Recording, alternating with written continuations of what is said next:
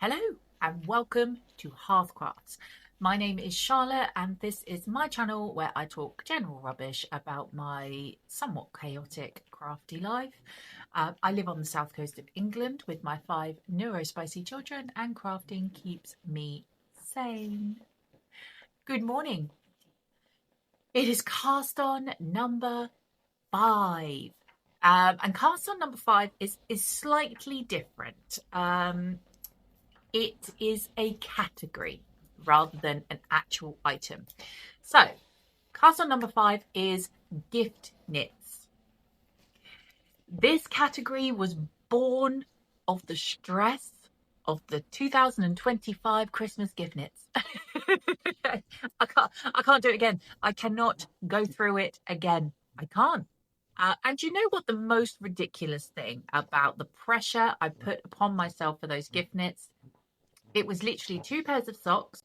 One of them was for Pete, which he got New Year's Eve. The other pair was for his brother, which I still have here in my cupboard. So what was the point? Anywho, we are trying to move past the trauma of the 2025 gift knits.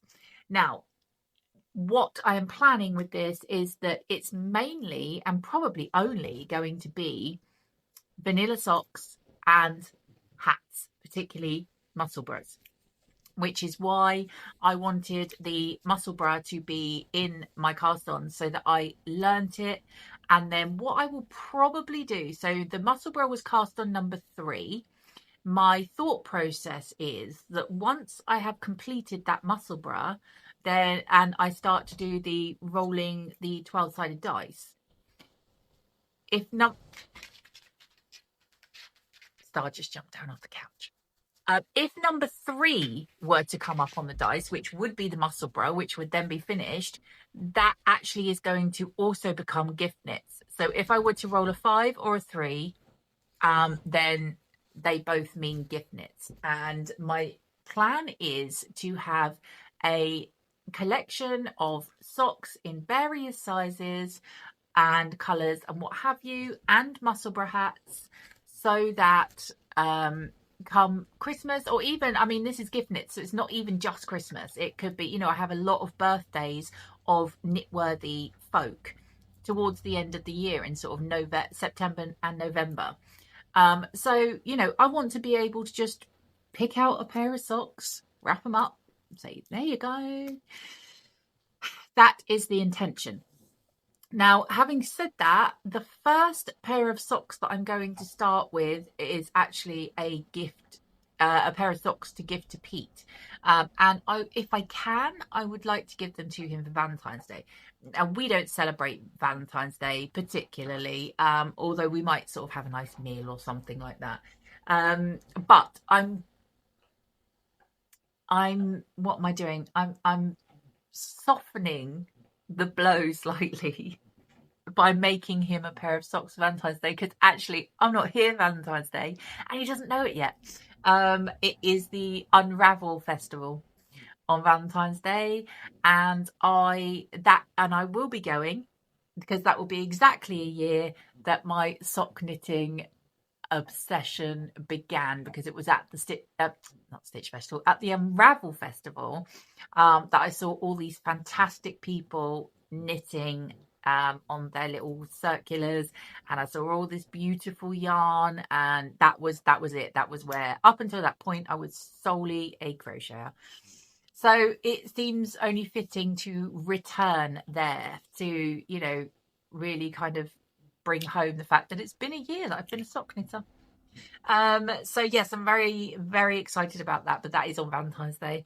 So I'm thinking, we'll celebrate on Friday the 13th because why not? Not always an unlucky day, I have to say. In tattooing circles, Friday the 13th is lucky, which is why you'll see lots of tattoo studios doing offers and deals and things and special things on Friday the 13th, because it's lucky. There we go. So yes, so I thought if I make him a pair of socks, now he does know that I'm making these socks for him. And the reason that I haven't told him when they're for, but I just don't want to go. Part of the difficulty I had with his socks was the fact that I couldn't knit them around him. And I don't really want that stress this time. So, you know, he is aware of the fact, because I've told him that I'm going to make him lots and lots of pairs of socks. That's my aim, is that him and I both no longer ever have to buy a pair of socks from a shop. I'll make them all. So yes, we are starting with the yarn, which it's actually the yarn I got in November for my spooky yarn club from Unseen Yarn. It's my monthly subscription that I do. I've just had another one actually recently, so I'm pretty sure this was the November one. And it is called the Mummy. So these are being called the Mummy socks because I do tend to name my vanilla socks after the colorway that I'm using. So this is the yarn band. It is by Unseen Yarn, formerly Floof Fibre. And I've actually just cancelled this subscription because she is bringing out a couple of new ones for this year, and I've signed up to her Moth Club, which I'm really excited about because I do have a bit of an obsession with moths and butterflies, but particularly moths. I think moths are great. They're just nighttime butterflies. This is what I say to the children. They start screaming because there's like a moth flying around the bathroom. I'm like, do you like butterflies? They say, yeah. And I say, well, moths are nighttime butterflies. Moths come out at night. They're exactly the same. Anyway, so that might not actually be scientifically true. I don't know, but it's one of those things, mummy things, that I like to tell my children. Anyway, so this is the colorway The Mummy, and it is 4-ply sock yarn, merino and nylon, 75-25. Superwash. This is 100 grams and 425 meters. Please stay focused. Why are you not focusing? Anywho, so where is, oh, here. I'm as prepared as ever. So this is the, it's scrambled up now because it's been in the bag, but this was the inspo. So that is the, because her spooky yarn club is based on old like horror movies. So this is The Mummy, and it was a film from 1959. Hammer Films breathed new life or unlife into the undead with The Mummy, 1959. Christopher Lee towers as Caris, the cursed mummy wreaking havoc, while Peter Cushing excuse me, brings sharp intellect and steely resolve as his adversary. Packed with ancient tombs, tattered bandages, and simmering revenge, this Technicolor terror delivers classic Hammer horror thrills. Watch out for the chilling scene where Caris rises from the swamp. I do feel like I need to watch that film, actually. But yeah, so that's, you get a blurb and what have you every time, which is absolutely great. So I have already caked this yarn up, but I'm going to show you it anyway. Because it's just beautiful. And as soon as I opened this, I instantly thought Pete will love this, because Pete is all about earthy tones, so orange, brown, dark greens, mustard, those kind of things. And this is just beautiful. So it's like a browny beigey colour. Is that going to focus at all? But it's got these pops of yellow in it, and it's also, I don't know whether you're going to be able to see them on camera. Yes, there, look, it's got these like pops of pink in it, and there's also, I don't know if I'm going to be able to, can I see any on there? But I noticed when I was winding it, there's also like some pops of bright blue in there as well. So I absolutely love it, and it is absolutely a Pete kind of colorway. It's like a purpley bit there. So yes, it's lovely, and he is going to love it. So I mean, gift knits actually feels like a really do I say easy? An easy category, but still very, very important, because yeah, I need to get a stash of gifts behind me. So I am going to show you me winding up the wool and a few other bits, the cast on, and then I will come back and show you the progress.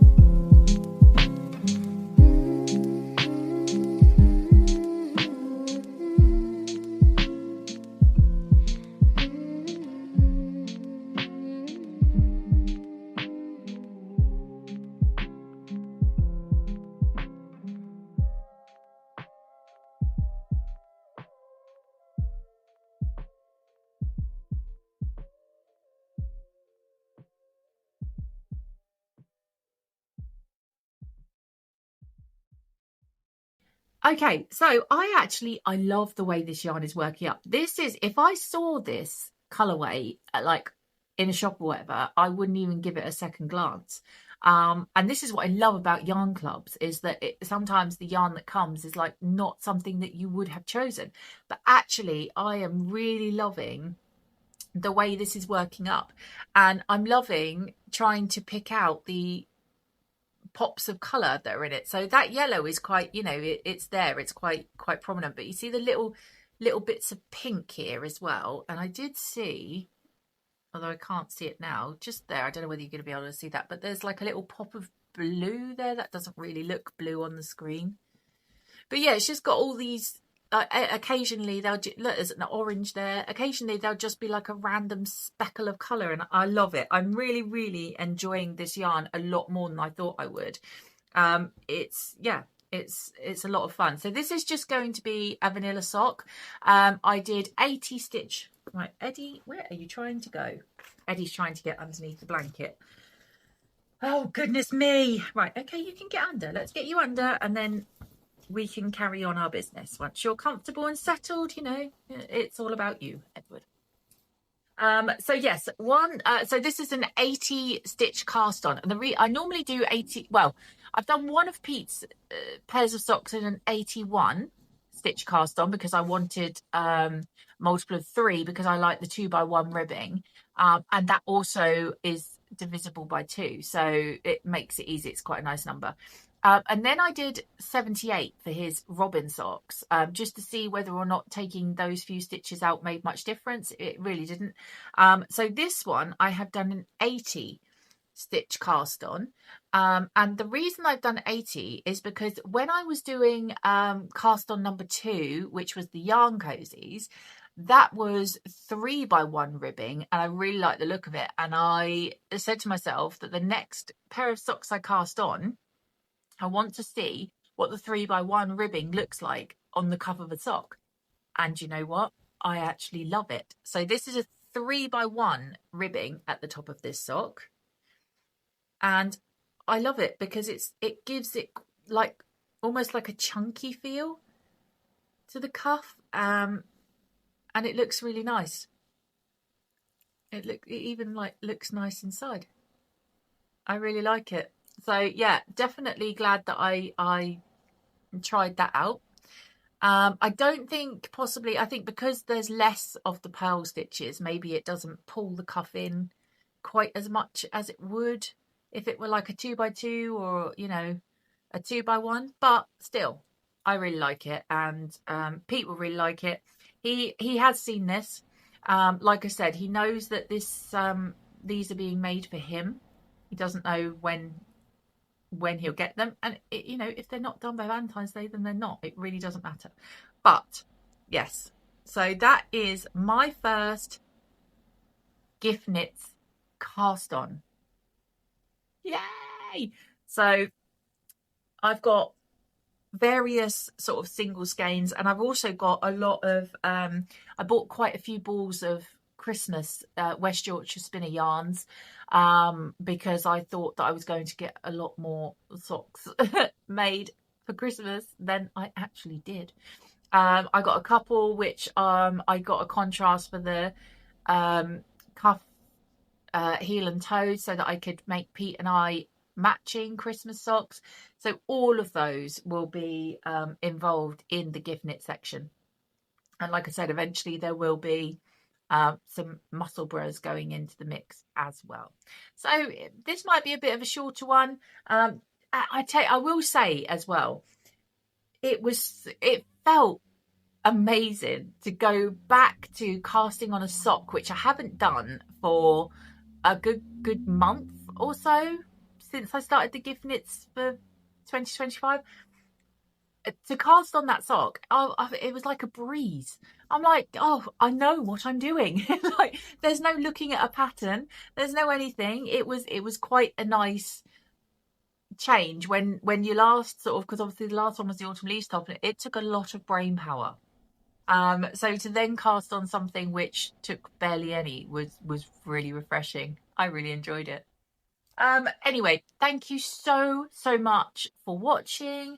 Thank you for being part of my little community here. I love to read all your comments, so feel free to leave me comments, give me a like, do all the things. And I will see you really, really soon for the next cast on. I appreciate you. You're amazing. Take care of yourselves.